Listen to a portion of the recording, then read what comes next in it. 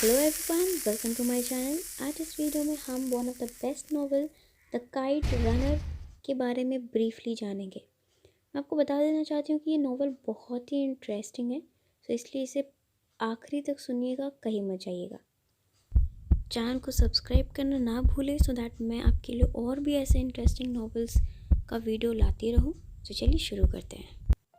Story शुरू होती है आमिर नाम के लड़के से, जिसके पास रहीम खान नामक एक व्यक्ति का कॉल आता है और उसकी आवाज़ सुनते ही आमिर को 26 साल पुरानी एक बात याद आ जाती है, एक इवेंट याद आ जाता है।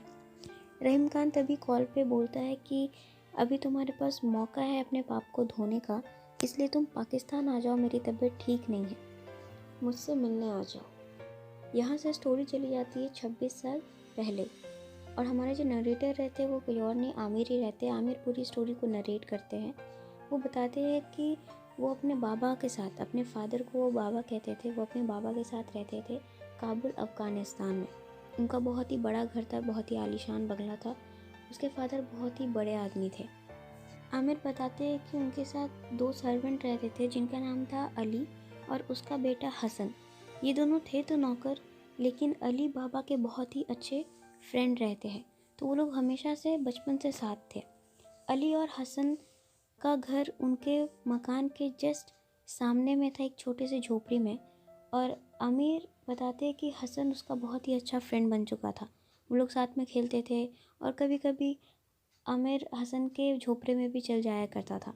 वो लोग अलग अलग तरीके से खेलते थे, कभी किसी को गुलेर मारना, कभी किसी के घर में आईना दिखाना, मिरर दिखाना। इसी तरीके से वो अलग अलग चीज़ें किया करते थे।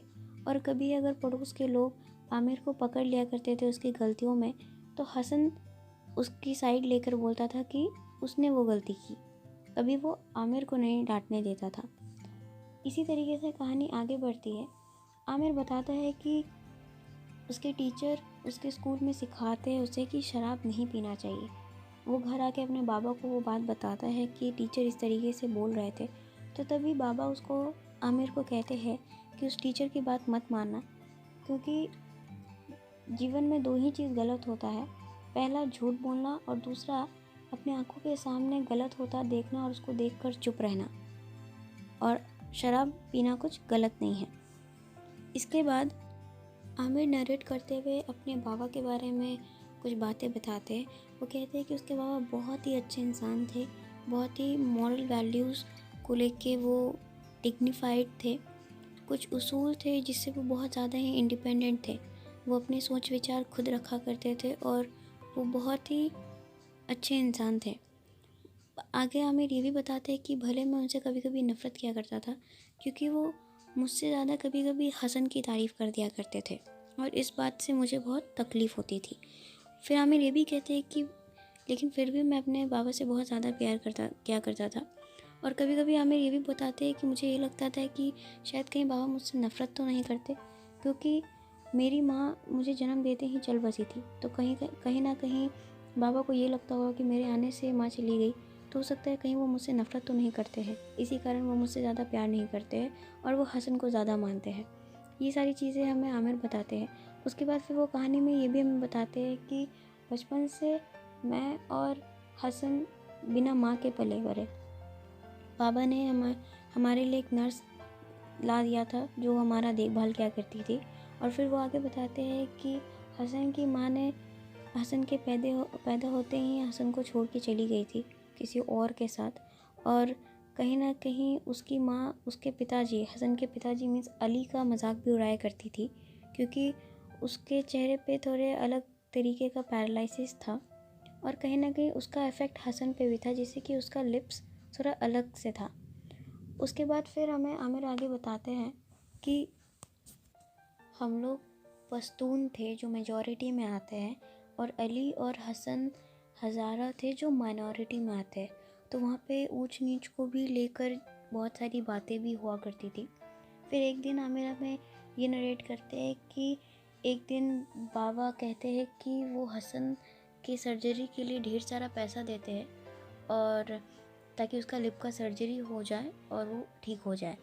और होता ये है कि हसन की सर्जरी भी हो जाती है और वो सक्सेसफुल होता है और वो ठीक हो जाता है। तो यहाँ पे आमिर ये बताते हैं कि मुझे ये चीज़ बहुत ख़राब लगती है, क्योंकि बाबा पता नहीं क्यों हसन के बारे में इतना क्यों सोचते हैं, और वो भी एक नौकर पे इतने पैसे खर्च करने की क्या ज़रूरत है।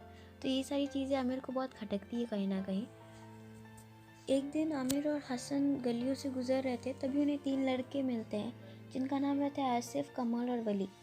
अब यहाँ पे आमिर से कुछ बहस हो जाती है आसिफ की। तो आसिफ यहाँ पे आमिर को बोलता है कि हसन हज़ारा है, माइनॉरिटी में है, तुम उसके साथ क्यों रहते हो, उसके साथ मत रहा करो। तो आमिर कहता है कि तुम हमें छोड़ दो, मैं इसके साथ रहूँगा, हमें अकेला छोड़ दो, इस तरीके से वो कहता है। यहाँ पे फिर क्या होता है कि आमिर के साथ आसिफ की कुछ बहस होने लगती है। तभी हसन पत्थर छोटा सा उठा लेता है और बोलता है कि यहाँ से चले जाओ वरना मैं तुम्हारा आँख फोड़ दूँगा। तो ये जो बातें रहती है वो आसिफ, कमल, वली को बहुत ज़्यादा खटक जाती है कि एक हज़ारा होकर एक माइनॉरिटी से बिलोंग करने वाला लड़का हमें इस तरीके से बोल रहा है सरेआम। तो वो मन ही मन सोचता है और वो बोल भी देता है कि इस बात का तो मैं बदला ज़रूर लूँगा। आगे क्या होता है, एक दिन पतंग उड़ाने का कंपटीशन होता है, काइट फाइटिंग, जिसमें कि आमिर के फादर बाबा उसको कहते हैं कि तुम ज़रूर जीतोगे। तो यहाँ पे आमिर को बहुत अच्छा लगता है कि बाबा उसकी तारीफ़ कर रहे हैं, मतलब कुछ अच्छा बोल रहे हैं इसके बारे में कि वो ये काइट फाइटिंग जीतेगा। और उसके मन में अब एक तरीके से कॉन्फिडेंस बिल्डअप हो जाता है। वो बोलते हैं कि मेरे अंदर एक अलग सा कॉन्फिडेंस, एक जुनून था कि अब तो मैं इसे जीत के रहूँगा, क्योंकि बाबा चाहते हैं कि मैं इसे जीतूँ। और उनके चेहरे पे वो एक खुशी देखना चाहता था। फिर उन लोग के बीच लाइक काइट फाइटिंग शुरू होती है, काइट बैटल होता है, जिसमें कि एक पतंग बजती है और उसको कहीं ना कहीं हसन अपने ट्रिक से वो काट देता है। तो यहाँ पे आमिर जीत जाता है और तभी वो अपने बाबा के चेहरे पे एक मुस्कुराहट देखता है, जिसको देख के उसको बहुत ही खुशी मिलती है कि बाबा उसके कारण खुश तो हुए, और वो पहली बार उनको इस तरीके से खुशी देखता है। तो इस तरीके से आमिर को बहुत खुशी होती है। और जब पतंग कटती है तो हसन एक बहुत अच्छा ही काइट राइडर रहता है। काइट राइडर मतलब जब पतंग कटती है और जब उसके पीछे आप उसको पकड़ने के लिए जाते हो, तो इसमें हसन बहुत माहिर रहता है। इसमें आमिर हमें एक बात बताते हैं कि एक बार हसन ने आमिर को एक पेड़ के नीचे खड़ा कर दिया और कहा कि पतंग यहीं कट के आएगी, तुम यहीं खड़े रहो। तो तभी आमिर कहता है, इतना तुम श्योर हो के कैसे बता सकते हो कि पतंग यहीं कट के आएगी। तो हसन कहता है, मैं जानता हूँ कि पतंग यहीं आएगी, इसलिए तुम यहीं खड़े रहो। उसी बीच आमिर कहता है कि क्या तुम मेरे लिए कुछ भी कर सकते हो, क्या तुम मेरे लिए मर सकते हो। तो तभी हसन कहता है, अगर तुम ये चाहते हो कि मैं तुम्हारे लिए करूँ तो मैं ये भी कर सकता हूँ, कोई बड़ी बात नहीं है। तो यहाँ पे क्या होता है कि हसन आमिर को एक बहुत ही अच्छा दोस्त मानता है और उसके लिए वो कुछ भी कर सकता था। फिर वापस जब वो लोग आते हैं तो यहाँ पे क्या होता है कि हसन दौड़ रहा होता है पतंग के पीछे। हसन निकल जाता है आमिर के लिए पतंग लाने के लिए, और दौड़ते दौड़ते क्या होता है कि हसन को गलियों में वो वापस से 3 लड़के मिलते हैं, आसिफ, कमल और वली। यहाँ पे आसिफ जो रहता है वो हसन को पकड़ के कहता है कि पतंग दे दो और तब तुम्हें हम छोड़ देंगे, यहाँ से चले जाना। लेकिन हसन पतंग बिल्कुल नहीं छोड़ता है अपने हाथों से, वो पतंग अपने हाथ में लिए रहता है और वो बोलता है कि मुझे जाने दो, मैं पतंग नहीं दूंगा। इसी बीच आमिर का ध्यान बढ़ता है, जब वो अपने बाबा से अपना ध्यान हटाता है वो देखता है कि हसन नहीं है। बहुत टाइम हो चुका होता है, उसको हसन आसपास कहीं नहीं दिखता। तो वो पड़ोस में भी जाके पूछता है कि क्या आपने हसन को देखा है। तो पड़ोस वाले बोलते हैं कि हमने हसन को इस गली की तरफ जाते हुए देखा था। तो क्या होता है कि आमिर उसी गली की तरफ जाता है और जाते जाते वो वहाँ एक ऐसा दृश्य देखता है जिसको देख के उसका मन झंझोड़ जाता है, या कहीं ना कहीं वो बहुत ज़्यादा, अब वो समझ नहीं पाता है कि उसको क्या करना चाहिए। होता ये है कि आसिफ जो होता है और उसके 2 फ्रेंड जिसका नाम कमल और वली रहता है, वो दोनों, कमल और वली, क्या करते हैं, हसन को ज़मीन पे लाइक कैसे आप गिरा देते हैं और उसके बाद उसका हाथ पकड़ते हैं और पकड़े रहते हैं। फिर आसिफ जो हरकत करता है वो इतनी गलत हरकत करता है हसन के साथ, और वहीं पे खड़ा आमिर देखते रहता है। आमिर चाह के भी वहाँ जाता नहीं है, वो बस देखता ही रहता है जो उसके साथ हो रहा होता है। और इसके बाद भी आमिर ये देखता है कि हसन के हाथ में पतंग रहता ही है, हसन पतंग बिल्कुल नहीं छोड़ता है। और उसके बाद फिर होता ये है कि हसन के दोनों पाँव के बीच से खून निकल रहा होता है। इसके बाद आमिर कुछ समझ नहीं पाता है, वो उसके बाद भी उसके पास नहीं जाता है और वो वहाँ से वापस आ जाता है। ये जो इवेंट रहता है जो हसन के साथ हुआ और आमिर कुछ नहीं किया, बस देखते रह गया, यही इवेंट आमिर की पूरी ज़िंदगी को बदल देता है और बहुत अलग तरीके से नरेटर की ज़िंदगी को ये इवेंट बदलता है। आगे होता है कि आमिर जो रहता है वो हसन के बारे में पूछता है कि हसन कहाँ है, नहीं है। तो उसके हसन के जो फादर रहते हैं अली, वो बताते हैं पता नहीं वो कुछ दिनों से बाहर ही नहीं निकला, अपने कमरे में ही है। तो तभी अली आमिर जो रहता है उसको थोड़ा अजीब भी लगता है। और तभी अली जो रहते हैं हसन के फादर, वो पूछते हैं आमिर से कि बच्चों क्या कुछ हुआ था क्या, जो हसन इस तरीके से अपने रूम में ही कमरे में बंद है, बाहर नहीं आना चाह रहा है, अपने बिस्तर पर ही है इस तरीके से। तो आमिर भी तभी कुछ सच नहीं बताता है कि आखिर हसन के साथ हुआ क्या था। वो बोलता है नहीं कुछ तो नहीं हुआ था, ये कह के फिर वहाँ पे बात ख़त्म हो जाती है। फिर आता है आमिर का बर्थडे। 1976 का टाइम था, उस वक्त उसका बर्थडे था। तो आमिर के जो बाबा थे वो बहुत ही बड़े आदमी थे, तो उन्होंने बहुत ही बड़ा पार्टी दिया था, बर्थडे पार्टी। और उसी पार्टी में कई लोग आए हुए थे, ढेर सारे लोग आए थे। उसी पार्टी में आमिर ने असफ़, कमल और वली को देखा और मन ही मन सोचा कि असफ़ ही था जिसने हसन का रेप किया था। और वो उसको देखकर बहुत ही ज़्यादा चिढ़ सा जाता है। आसिफ आता है उसके पास, आमिर के पास, और उसे एक तोहफ़ा देता है क्यों। और वो एक हिटलर का कुछ रहता है। तो हिटलर का वो इसलिए देता है क्योंकि आसिफ का मानना था कि हिटलर बहुत ही अच्छा व्यक्ति था और वो हिटलर की तरह ही उसके नक्शे कदम पे चलना चाहता था। तो आसिफ जब ये तोहफ़ा आमिर को देता है तो वो आमिर तोहफ़ा वहाँ पे तोड़ देता है और उसे वहीं पे फेंक कर चला जाता है वहाँ से। वो बहुत ज़्यादा ही चिढ़ जाता है। फिर थोड़ी देर बाद वो जब वापस आता है तो देखिए हसन बाकी लोगों को ड्रिंक्स सर्व कर रहा है पार्टी में। उसके बाद क्या होता है कि अब आमिर के लिए हसन के साथ रहना बहुत ही मुश्किल हो जाता है, वो उसको अवॉइड करने लगता है। एक दिन हसन फिर उससे पूछता है कि आमिर क्या मुझसे कोई गलती हुई है, क्या मैंने कोई गलती किया है। फिर वो बोलता है कि चलो हम चलते हैं पहाड़ पे खेलने के लिए।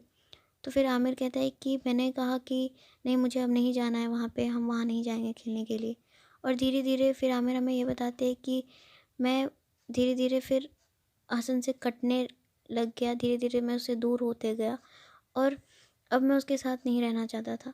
तो यहाँ पे क्या हुआ कि आमिर हमें बताते हैं कि फिर मैंने एक प्लान बनाया।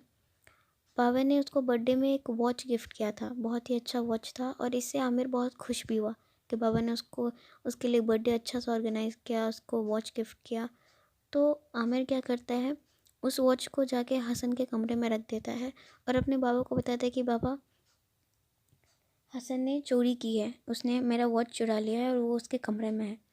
तभी बाबा को भरोसा तो नहीं होता लेकिन फिर भी वो बुलाते हैं हसन को और अली को, उसके बाबा को, और पूछते हैं हसन से कि क्या तुमने ये चोरी की है। तभी हसन जानता है कि उसने चोरी नहीं की और हसन आमिर को देख लेता है जब आमिर हसन के रूम में जा रहा होता है और वो वॉच वहाँ पे रखता है। तो तभी हसन जो रहता है वो आमिर के बाबा को जवाब देता है कि हाँ मैंने ही चोरी की है। उसके बाद यहाँ पे क्या होता है कि बाबा उन दोनों को माफ़ कर देते हैं। तो तभी भी आमिर को थोड़ा अजीब लगता है कि आखिर बाबा ने उन दोनों को माफ़ क्यों कर दिया। इस प्लान के कुछ दिन पहले ही, एक दो दिन पहले, यहाँ पे आमिर अपने बाबा से पूछता है कि बाबा क्या आप कभी अली और हसन को घर से निकाल सकते हैं। तो तभी उसके बाबा कहते हैं कि वो भले ही इस घर के नौकर है बट मैं उन्हें कभी अपने घर से नहीं निकाल सकता हूँ। उसके बाद ही आमिर ने ये प्लान किया ताकि बाबा उसको घर से निकाल दे, लेकिन बाबा उसको माफ़ कर देते हैं। लेकिन यहाँ होता क्या है कि अली और हसन खुद ही बोलते हैं कि नहीं अब हम लोग यहाँ पे नहीं रह सकते हैं। तो वो लोग उनका घर छोड़कर वहाँ से चले जाते हैं। एक और ये आमिर चाहता भी था क्योंकि आमिर धीरे धीरे अवॉइड करने लग गया था हसन को, वो हसन को फेस नहीं कर पा रहा था, उसे अजीब सा घुटन होने लग गया था, नहीं रहना चाह रहा था वो हसन के साथ। उसके बाद एक दिन क्या होता है कि बाबा, आमिर यहाँ पे हमें बताते हैं कि बाबा ने बोला कि हम लोग एक ट्रिप पे जाएंगे। वो लोग साथ में एक ट्रिप पे जाते हैं। आमिर हमें फिर बताते हैं कि ट्रिप में मेरी बहुत ही तारीफ़ हुई, मैंने बहुत अच्छा किया, सब ने मेरी बहुत सारी तारीफ़ें की। उसके बाद फिर रात में जब सब सोने चले गए तो तभी वो अकेला एक जगह पे गया और वहाँ पे ज़ोर से चिल्ला के गया, हाँ मैंने देखा था उस दिन हसन के साथ क्या हुआ था, हसन के साथ रेप हुआ था और ये बात मैं जानता हूँ। इस तरीके से वो चिल्ला के कहा, बट उसे सुनने वाला वहाँ पे कोई नहीं था। अब यहाँ बात करते हैं रहीम खान की। तो आमिर हमें यहाँ पे ये बताते हैं कि रहीम खान ही एक ऐसे व्यक्ति थे बाबा के अलावा जो मुझे समझा क्या करते थे, और शायद कहीं ना कहीं वो बाबा से बेहतर मुझे समझा क्या करते थे। तो आमिर ये भी कहते हैं कि मैं कभी कभी सोचता था कि रहीम खान ही मेरे बाबा क्यों नहीं है, बट फिर मैं खुद को रोक लेता हूँ कि ये मैं क्या बोल रहा हूँ, मेरे बाबा तो बहुत अच्छे हैं। और यहाँ पे क्या होता है कि रहीम खान का जो रोल रहता है वो बहुत ही अच्छा रहता है आमिर के हिसाब से, क्योंकि वही एक ऐसे व्यक्ति थे जो आमिर को सपोर्ट करते थे कहीं ना कहीं। और वो कहता है कि मुझे लिखने का शौक़ था, उसे लिटरेचर का शौक़ था, राइटिंग का शौक़ था, और इस चीज़ में रहीम उसे सपोर्ट क्या करते थे। वो बताता है कि मुझे किस तरीके से रहीम सपोर्ट करते थे, मेरी हर अच्छी चीज़ों को वो अप्रिशिएट क्या करते थे। कहीं ना कहीं जो चीज़ें बाबा नहीं करते थे वो रहीम खान क्या करते थे, जो मुझे कहीं ना कहीं बहुत अच्छा लगता था। जो प्यार, जो जो बातें जो बाबा को करनी चाहिए थी वो रहीम खान मेरे साथ किया करते थे। इसी दौरान क्या होता है कि आमिर रहीम खान को सच बताते हैं कि हसन के साथ आखिर में हुआ क्या था। और फिर उसके बाद क्या होता है कि अफ़गानिस्तान में वॉर चल रहा होता है।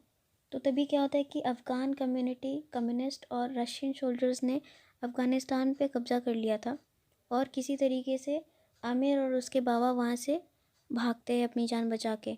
और वो भागते हैं तो वो पहुँच जाते हैं पाकिस्तान, और वहीं से पाकिस्तान में किसी तरीके से वो गुजारते हैं।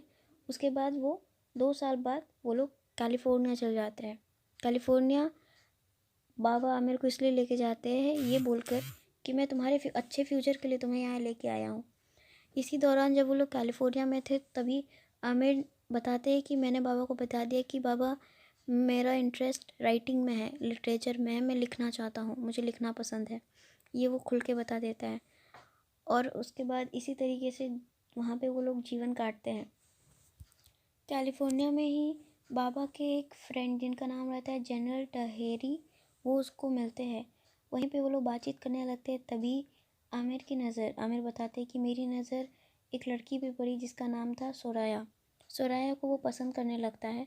और उसके बाद पता चलता है यहाँ पे कि बाबा की तबीयत ख़राब रहती है, उनको कैंसर हो जाता है।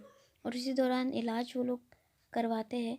इलाज करते करते ही तभी फिर आमिर जो रहता है वो अपने बाबा से कहता है कि बाबा आप जनरल तहेरी से कहे कि वो हमारी शादी के लिए मान जाए, क्योंकि आमिर अब सराया से शादी करना चाहता था। तो उसके बाद जनरल तहेरी उनकी शादी के लिए मान जाते हैं, उनकी शादी हो जाती है, और कुछ महीने बाद बाबा की डेथ हो जाती है। ऐसा हमें आमिर बताते हैं। अब स्टोरी प्रेजेंट में आती है जब रहीम खान आमिर को कॉल करते हैं, बुलाते हैं। आमिर पाकिस्तान पहुंच जाता है और इसी दौरान रहीम और आमिर के बीच बातें होती है। रहीम खान जो रहते हैं वो आमिर और उसके बाबा का घर देखते रहते हैं, वो उसी के घर में ही रहते थे। और क्योंकि रहीम खान बुज़ुर्ग हो चुके थे तो सहारा के लिए, अकेलेपन को दूर करने के लिए वो हसन और उसकी वाइफ जिसका नाम रहता है फरजाना, उन दोनों को बोलते हैं उनके साथ आके रहने के लिए।